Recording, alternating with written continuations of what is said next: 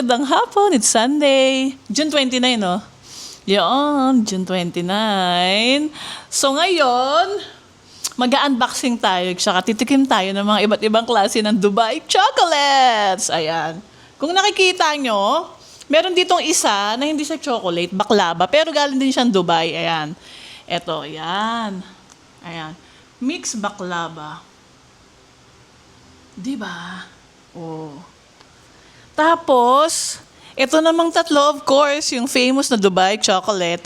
Ito yung cheaper version. Pero ito, hindi siya galing Dubai mismo. Galing siyang US. Ayan. Padala to ng aking kapatid na si Jessica. Tsaka si RJ. Ayan. Ayan siya. Dubai style. Ang brand niya is Patislab. Ayan. Maliit lang siya. Ayan. Tapos, ito namang isa, guys. Ito yung sumikat na Dubai chocolate. Dito lahat nag-start. Ayan, etong Can Get Nafe. 'Di ba? Of it. Ayan show, ito yung fixed chocolate na brand na sobrang mahal at nag-trending siya sa buong mundo. Oo. At saka dito hanggang ngayon may nagbebenta pa rin ito. Mga 1.8 to. 1.5. 1.5 siguro pinakamura, pero bihira ko makakita nun eh. 1.7 ganon. Meron pa nga 2,000 eh. Pero ngayon, medyo humupa na siya. So, ayun, nakabili yung kapatid ko sa Dubai. Ayan. Hindi ko lang sure kung magkano to. Maybe siguro 1,000 to 1,500. In pesos ha. Diba? Isang barang mahal. Tapos, ang sunod naman, ito. Galing naman tong UK. Ito, binili ng kapatid ko sa, I think, Costco. Ayan, laki guys, oh. Diba? Mahal din to. So, ayun, tikman natin ang iba't ibang klase ng Dubai chocolate. Pero ang original talaga, ang nagpasimula talaga itong fix. Tapos yung flavor niya, ito talaga yon. Ito yung kauna-unahan niyang flavor at pinakasumikat na flavor. Pero marami pa siyang flavor. Yung iba, meron nga bago ngayon, mango eh. Tapos yung iba, biscop, ayun. So, ayun, tingnan na natin. Let's go! Excited na ako! Ito na. Halang lambot, chi! Ito na, guys! Wow!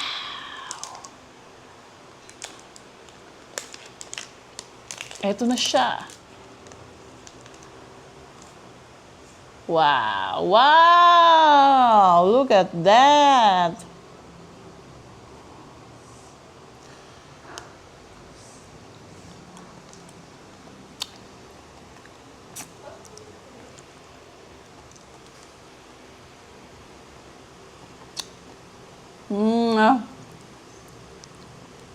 Okay lang siya. Hindi masyadong lasa yung pistachio. Ay, tsaka ang konti ng kanyang crunch. Puro chocolate. Yeah. Hindi siya ganun kasarap. Pero pwede na. Kung type nyo lang na matikman ng yung Dubai pistachio chocolate. Okay na rin. Hindi mo lang gaano lasa yung crunch. To think na malambot pa to dapat mas naano mo yung crunch pag malambot. Kasi ayoko siyang kainin ng matigas eh. Ayan. Ayan siya. Ang konti ng niya, pistachio. Tsaka siya, durug-durug na, hindi siya buo-buo. Yung parang grains na di ba yung pistachio. Mahahaba siya, na maliliit, ng kanin, ng bigas, ayan no. Wala na siya, parang durug na durug siya. Mas more on chocolate siya. Tapos yung chocolate itself niya, hindi ganun ka-premium. Pero since, alam ko, mura lang to eh. Kasi sa Japan, Meron din itong ganitong product na binibenta sa Don Quixote yan. Nakita ko to. Hindi siya ganun kamura, pero compared to sa mga fixed chocolate, ay saka sa ibang Dubai chocolate, isa to sa mga cheapest. Kung di ako nagkakamali. Kaya yon. So next. Okay guys, next. Itong malaki. Galing naman tong UK. Dubai chocolate din siya, pero galing UK. Saan gawa to? Turkey! Made product of Turkey eh. Turkey. So, ayun na nga. Ayan na natin, unboxing. Ang social ng packaging. My gosh. Super saucy packaging. Wow! Look at that. Oh my. Diba? Oh. Tignan yun, guys. Ang social. Look at that. Wow. Tapos meron pa siyang oh my God. Isa-isa siya.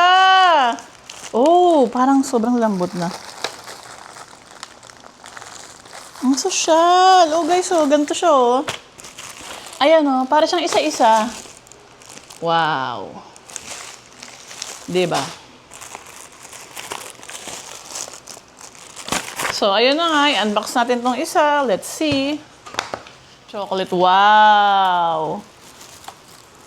Ang cute nga. Iba naman ang atake rito. Oh, look at that. Wow. Oh, ganito siya kaliliit, guys. Oh. Bite size.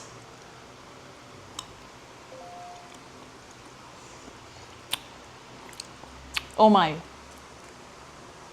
Ang tamis, sobra. Teka lang. Hinahanap ko yung crunch niya. Yung ka-typing niya.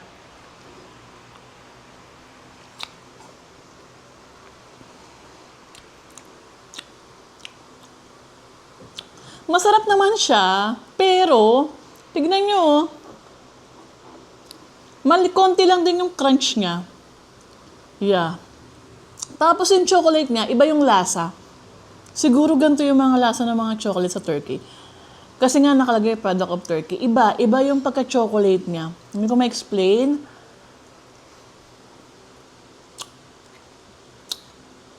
Pero seems like premium. Yeah. Compare dito sa first nating kinain. This is more premium. Yung chocolate niya. Pero yung inside niya, yung katayfi niya and the pistachio, almost the same lang. Konting-konti lang. Medyo tipid. Ayan. So, ayun. Okay na rin. Not bad. Hindi ko lang kasi alam kung magkano yung price. Kasi nga, bigay lang to sa akin ng aking kapatid. Pasalubong nila. So, ayun. Subukan naman natin yung last! Oh my God, I'm freaking excited! Yun talaga yung pinakasikat, guys. Ang ganda lang ng packaging nito. Oh, pero iba yung lasa ng chocolate nito. Iba yung atake niya naman. Oo. Parang medyo premium. Tsaka parang first time ko nang nakakain ng ganitong. Hindi siya lasang Cadbury. Hindi naman siya ganun ka-smooth. Hindi rin siya lasang Hershey, American chocolate. Hindi rin siya lasang Japanese sa chocolate. Iba. Basta hindi ko ma-explain ganun. Okay din to, compare sa nauna. Yun. So, ito na yung last. Dito na tayo magsasa. Ito na yung pinaka-exciting part. My gosh, the fixed chocolate. Ooh. Guys, ito na! Binuksan ko na kasi sa cellphone, binigyan ko. Ayan na siya! Oh my God! Grabe, guys. Ayan. Oh. Wow. Tignan natin. Ibe-break ko na. Wow!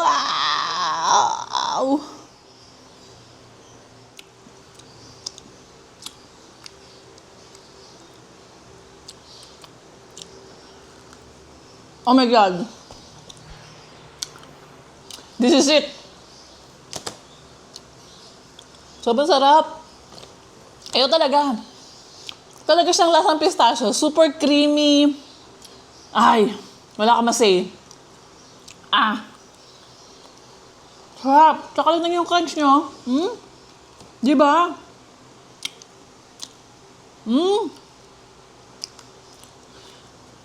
Yeah. Tapos, meron akong nalalasahan na ano eh. Alam niyo pag kumakain kayo ng mga baklava, hindi ko alam kung sugar syrup yun or something. Basta iba. Lasang Arab talaga siya. Yeah. Ito na. Alam ko na yung diferensya. Iba ang original talaga. Ito the best. Sulit na sulit na sulit na sulit. Ay, sarap. Grabe. Tsaka hindi siya matamis. Tapos yung chocolate niya, ibang-iba. Iba.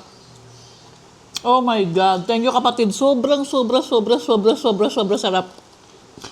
Ang layo nung lasa niya dito, guys. Malayo. Sobrang layo. Chocolate pa lang, iba na yung lasa eh. Yeah, tsaka yung isa kaninang maliit. Ang sarap. Oh my God. Kaya ko itong ubusin. Oh, MG. Tsaka tignan nyo guys, oh.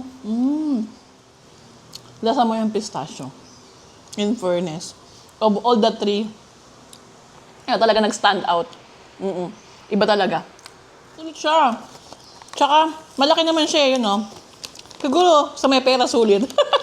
Pero sa mga walang pera, sa mga hindi afford, medyo mahal siya. Pero kung meron kayong more extra money, yun, ito naman kasi is, bigay lang naman sa akin. Hindi ko naman siya binili. Sa dami ng tinigman kong chocolate, kahit dito sa Pilipinas, bumibili ako pag may nakita kong afford ko na chocolate bar. Iba talaga yung original. Ito, fixed chocolate. Iba ka. Sarap moment. Ito naman ang next, guys, from Dubai uli. Sa airport binili, baklava. Yan, o. Ayan. Mixed baklava siya. Ayan, o. Sobra tamis nito. Tignan nyo. Wow. Ayan. Ayan. Oh! Grabe, oh. Ano kaya to? Same lang siguro. Pero pinaka-baklava dyan ito. Ayan. Ito yung alam kong baklava talaga. Ito pistachio to. Ay, iba-iba pala yung nakalagay na flavor. Ay, wala namang nakalagay. Walang nakalagay. Tikman na natin to.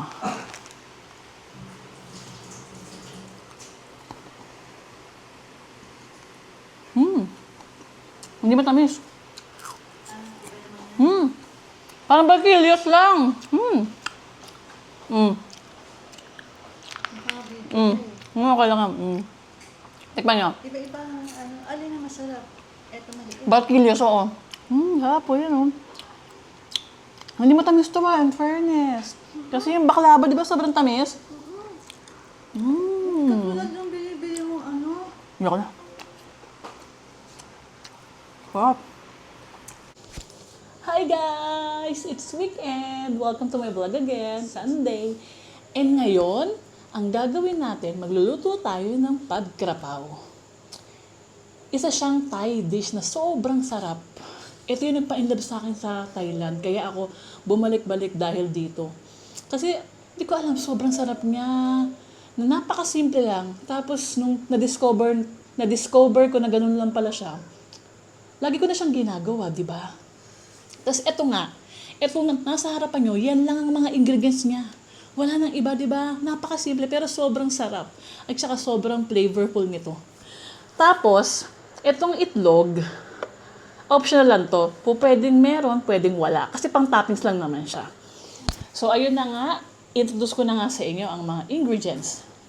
So, ang pinaka main ingredients nga, syempre, itong minced beef. Ayan. 500 grams ng giniling na baka.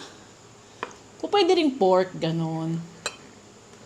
Pwede ring chicken. Tapos, pwede ring isda. Depende sa inyo. Tapos, itong basil, ayan. Ito, mahirap bumili nito. Meron naman sa mga grocery, pero minsan wala siya. Ito, nabili ko to sa Robinson Lipa. Tapos ang next, itong chili oil. Actually, hindi yung original na dish, hindi nilalagyan ng chili oil. Ang nilalagay nila, yung kanilang Szechuan pepper or yung Thai pepper na ginagamit nila. Ano ba yun? May bango pa. At saka sili nila. Oo, sobrang anghang ng sili ng Thailand, di ba? Tapos, itong patis, of course, tandaan nyo guys, pag gagawa kayo ng Thai dishes, laging may patis. Isa to sa kanilang main ingredients. Ang kanilang pampalasa yan. Tsaka itong fish sauce na to, hindi siya ordinaryong patis ha. Ito siya. Thai patis talaga siya, ayan. Thai fish sauce. Hindi siya nagbubuo-buo. Di ba pag kunyari, yung patis natin, minsan, lalo pag nabibili sa palengke, pagbukas mo nagbobuo-buo. Ito hindi, ayan oh. Tsaka hindi siya mabaho. Manamis-namis siya, oo. Kaya masarap siya. Tapos ito, optional lang din. Kung type nyo may asukal, pwede rin. Kung type nyo wala, okay din. Pero yung original Thai dish nito, naglalagay sila, I guess. Pero konti lang. Pero ito, instead na asukal, since, di ba, iwasan natin ng mataas na sugar, ang ginamit ko dyan ay Splenda. Ito, Splenda feeling, di ba? Since meron naman tayong Splenda, so why not, di ba? Gamitin na natin. Tapos, pepper, of course. Ayan. Ayun lang. Pwede ring toyo. Susubukan ko din maglagay, pero pwede ring wala yun. Pero yung original na Thai dish, alam ko meron silang black soy sauce or light soy sauce. Parang ganun. Basta something na ganun. Yun. Kaya yun na nga. Simulan na natin. Let's go. Ayan na guys, meron na tayong onion and garlic. Diba? Nakalimutan ko talaga. Painitin lang natin ng konti. Ayan na. Mabilis naman ito uminit kasi nga induction siya. Yun nga lang, pag ang pangalan sa induction, hindi mo kontrolado yung init. Ayun. So, ang una natin ilalagay, para hindi nga tayo gumamit ng mantika, itong ground beef. Since, ang dami ng mga tabao. Kaya yun. So, ilagay muna natin siya.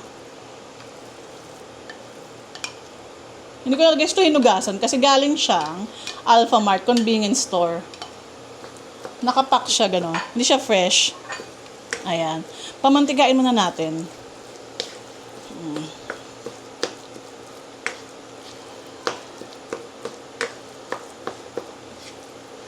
Ayan. Pamantikain natin ng bongga. Para di ba tipid, hindi tayo nagamit ng mantika. Ganun lang yun guys. Lalo pag mga beef pork, ayan. Yun. Actually guys, yung pagkrapaw pala, originally, na alam ko, is pork siya. Masarap din ang pork, kaya lang, syempre, mas medyo healthier ng konti itong beef. Yun.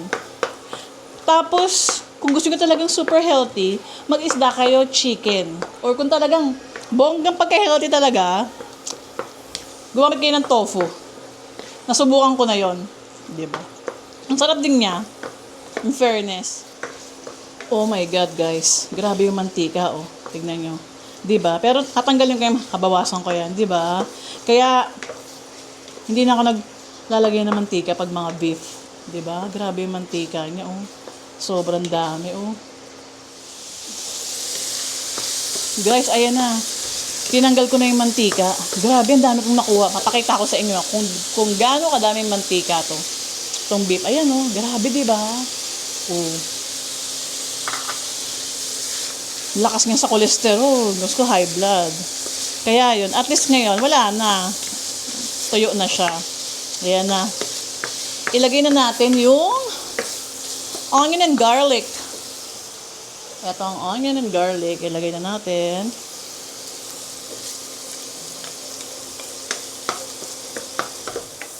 Nilagay ko na guys yung onion and garlic. Lutuin mo natin saglit, di ba? Bago natin ihalo-halo. Ayan, medyo okay na yan. Okay na yan. Pag ganyan, ihalo ko na.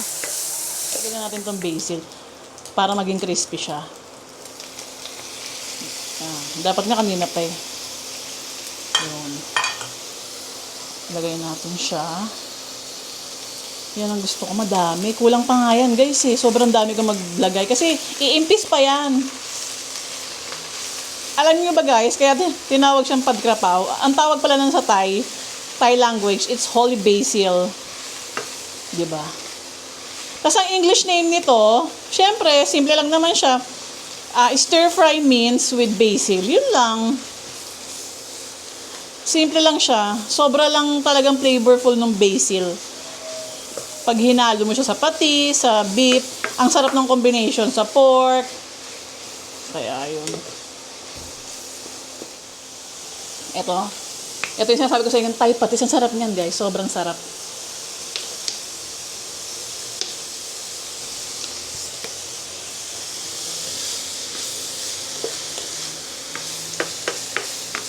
Dagdagan pa natin, guys, ng chili. Ito, ang gamit namin. Binili ni Bibi to sa office mate niya eh. Ayan. Ang hot ni Badet, di ba?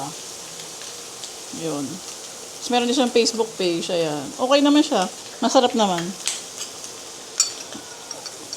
Support the office mate, di ba? Ayan oh. Nagmamantika. Damihan pa natin ng chili para may kick. Kick lang naman. Konti lang para lang may ano. May sipa ng anghang. Huwag yung sobrang anghang. Pero ang talagang original nito, sobrang anghang talaga guys. Oo. Pero alam nyo guys, type na type ko pa rin talaga siya. Sobrang type ko siya. Ang sarap-sarap nito. Ito yung una kong nakain sa Thailand talaga. Hindi ko makalimutan. Way back to 2015. Yun yung first Thailand ko. From then, pabalik-balik na ako. Sobrang sarap ng food talaga ng Thailand. Number one pa rin sa akin ng Thailand. Actually, second nga lang yung Japanese eh. O, pwede rin. Pantay na sila. Kaya, eto na guys. Tapos na siya. Diba? Okay na. Ganyan ang gusto ko yan. Ganyan. Medyo may konting crispiness yung ano. Yung halos, parang di mo na makita yung basil. Ayan. Diba? Sobrang impis niya. Lalo pag kinrispy mo pa yan ng bongga. Lalo guys, kinabukasan sobrang sarap niyan. Tapos microwave mo, ay, siyang sarap.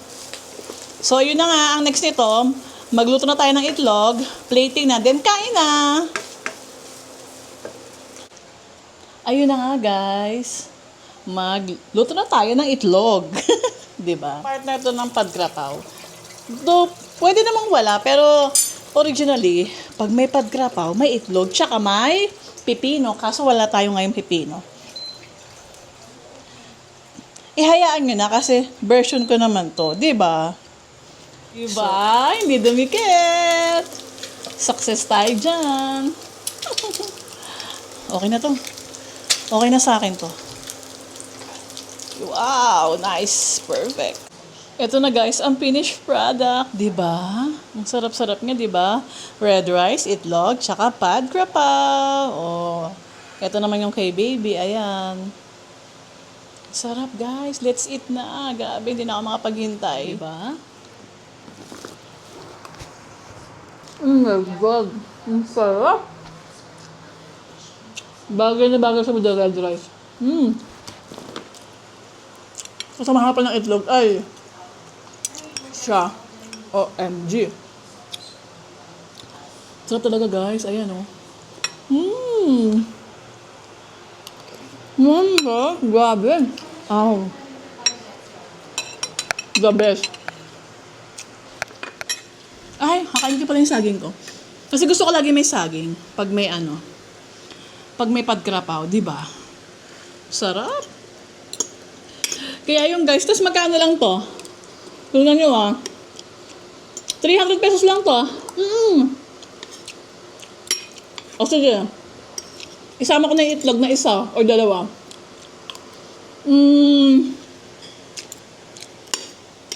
300. Kasi yung basil, 40 plus. So dalawa parang, o sige, let's say na 100. Parang ano lang siya. 330 pesos. Oh. Good for ano na to siguro kung pamilya kayo. Na baby no, pang maramihan na to no. Good for 5 persons. Oh, di ba? Ang sarap ah. Mga 300 plus lang. Kaya ayun na guys, sige na. At tapos na itong kinakain ko. Ay, sobrang sarap niya. Kakain pa ako, parang kulang pa tong rice sa akin. So, Thank you for watching, guys. See you in my next vlog. Bye.